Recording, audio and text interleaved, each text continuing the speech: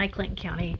I'm Ashley Kelly. I'm the wife of Sheriff Kelly, and we've had some town hall meetings recently where there's been a lot of great questions asked about commissary and just the program as a whole. So I'm going to break that down for you in this video to maybe offer a little more clarification on how that program works. So here we go. Okay, let's first talk about the different revenues to the commissary fund, okay, because there are several. So we have inmate phones, chirping, which is the texting program, and we have video visitation. These are all what I refer to as services. That goes directly to the fund. 100% of the commission off of those items goes directly to the fund, and in no way is it split with or has ever been split with the commissary manager position. So the other revenue to the commissary fund is your menu items. It's your store items. So your hygiene, your snacks, your clothing items, things of that nature. That is the portion of the commissary revenue that is split with the commissary manager historically at a 50-50 profit split. Okay, let's talk about the different types of orders, okay, because there's a few. So traditionally, the Clinton County Jail has had an on-site bulk order, and what that is, it's kind of just like it sounds. You bring in product from other vendors and you house it in like a store type scenario in the facility where their orders are packaged here in the facility by the commissary manager and whoever she chooses. Another process for commissary is the warehouse vendor. And so what that is the orders go from the software system direct to a third-party vendor, an outside source, where they are packaged at their facility and sent back into us. Okay, something I would also note on a warehouse vendor. So on a facility our size, we have 225 beds roughly. The profit paid to a warehouse vendor is going to be anywhere between 60 to 75%. Now the other portion to our orders is the e-cigarettes. Okay, so in 2019, we knew that we had to pay for a body scanner, and body scanners are not cheap. They're roughly $180,000, $150,000 to $180,000. And so we sought out our permit through Alcohol and Tobacco Commission through the state of Indiana to be able to legally sell these products to anyone over the age of 21.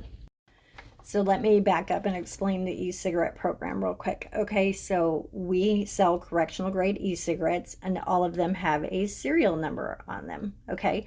And what we do is we offer 2 orders a week and we limit them. So inmates can only order 1 e-cig twice a week.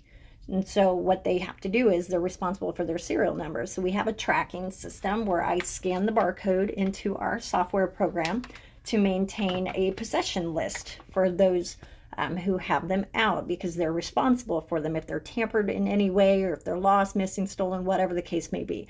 They're responsible for their serial number, and they have to turn in that serial number to get their next one at the next pass out date. So what does commissary pay for? Commissary pays for a lot of things that we don't have to go ask through council appropriation for money through county tax funds from county general, right? So the body scanner, uniforms, mattresses, we just bought kitchen equipment, 3 large pieces of kitchen appliances, our jail canine and his equipment and training, and we bought a commercial washer, and we buy a lot of things through the commissary fund, and we're able to do that now because we've expanded that menu. We have the nicotine products. We have the additional services that we added, like the video visitation and the chirping. That's all new revenue to the fund that allows us to make these purchases, some of them large purchases, without the use of county tax dollars. So when Sheriff Kelly took office, we reevaluated the commissary. There was an on-site bulk ordering process in place that we discussed earlier. And so what we did was we met a lot of vendors at Sheriff School, and I got all of their thick booklets.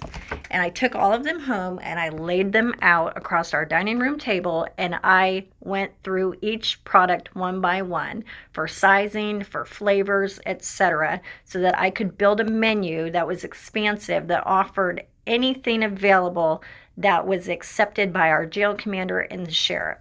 Now, there are things we don't offer that would be in these books for various reasons, most of which is safety.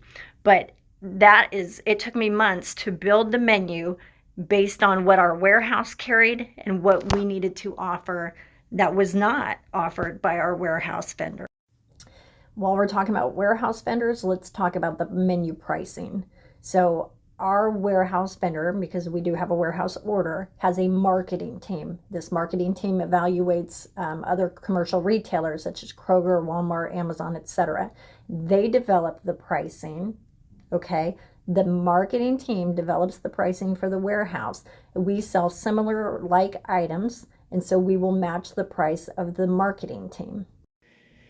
So the example is we have 9 ramen noodles on the menu, 7 of which are carried by the warehouse vendor. So they set their marketing price for their ramen. So the 2 that we carry on site, we will just then match so that the pricing is equal across the board on the menu. So to conclude this up, when we took over Commissary, it was a 1 order a week, the on-site bulk, and we have changed that over to expand the menu. We have a warehouse order, we have 2 e-cigarette orders, and then we have our on-site bulk items. So we took it from a 1 order commissary to a 4 order commissary per week. And that's the increase to that portion of the commissary fund. For those of you watching, I appreciate you taking the time to listen, and hopefully you got some clarification on how commissary kind of works, or some of the changes that were made, or maybe why the changes were made. If you have any questions, I'm always open and available. Feel free to find me or get a hold of me. And otherwise, stay safe, Clinton County. Thank you.